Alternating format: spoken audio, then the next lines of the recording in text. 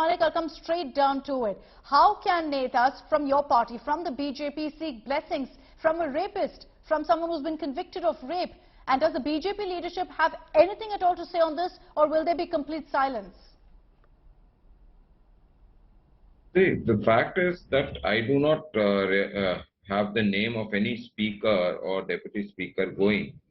But still, I would like to bring to your attention and through you to the viewers that the secular constitution permits religious practices to be an individual affair, not a public affair. The person sitting on a chair or any position is a person, not a position. And hence, that person in his personal capacity can go to a religious ceremony as he or she desires so. It is not about a political party, it is not about an office that he or she may hold. So, questioning somebody going on their personal time to a religious congregation or attending it through a e-format or a Zoom link or something, I believe that that is a blatant attack on the secular practices of this country, and especially by those who have been professing secularism and telling that the constitution is in danger. Apparently, their acts totally, their entire activity, the way of, they're asking questions the way they are asking. Not the questions are not wrong, but the way they are asking is an attack itself on the democratic values of this nation and the secular practices. No, I wonder if the tables were turned. If this was some other political party sitting there, would you have the same view? But Mr. Raman Malik, there are questions. How can a rape convict be released on parole for the third time? This is VVIP, treatment for a convict. I wonder if other convicts also are given the same exact treatment, that they can get parole 3 times in a year.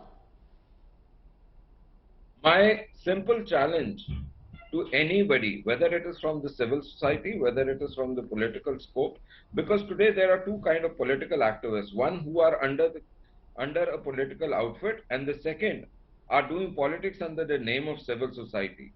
My simple request and challenge to them is, if you find this parole to be something which is unconstitutional, illegal in nature, and you think it can be challenged in the court of law, and the court of law would will uphold your mind, stating that this is not legitimate and this is not legally permissible, I would challenge them to go to the Honorable High Court or Supreme Court, wherever they feel like, and challenge it.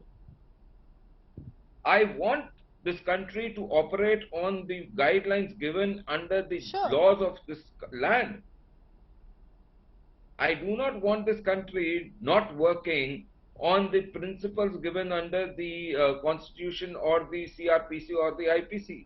I want them. So let's do this much. Let's go to the court. Let the Honorable Court decide whether the government has worked extrajudicious, out of the constitutional precedents or prudence.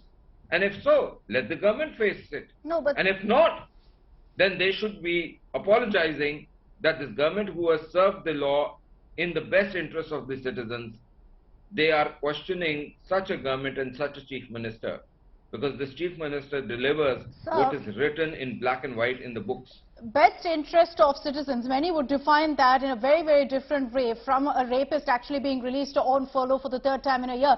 And while parole, yes, is very much given a right of every prisoner, every convict, the question is how many other convicts from the very same jail get parole 3 times in the same year. There's also a question about the timing of this parole being granted for Gurmeet Ram Rahim time and again, with some election or the other around the corner. This is during Panchayat elections. So a direct question to you, Mr. Raman Malik.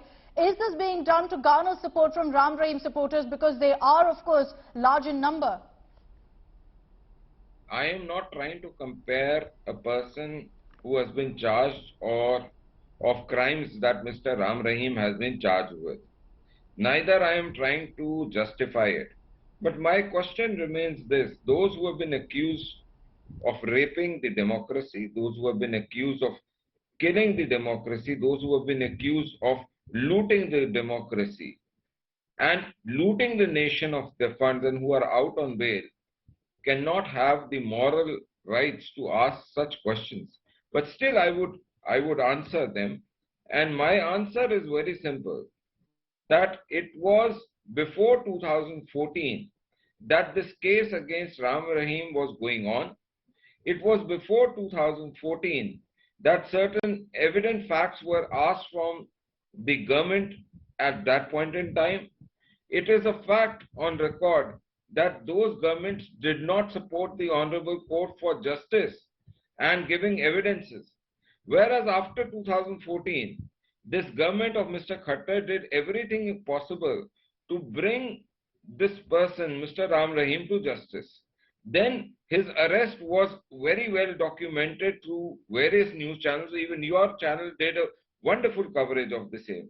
I believe, if I'm not wrong, one of your OB vans was also burnt. I still want to ask you this question. The government which delivers justice to people and helps the court in pronouncing its justice, and also at the same point the same government executes that order of the Honorable Court, and you are again questioning the same government.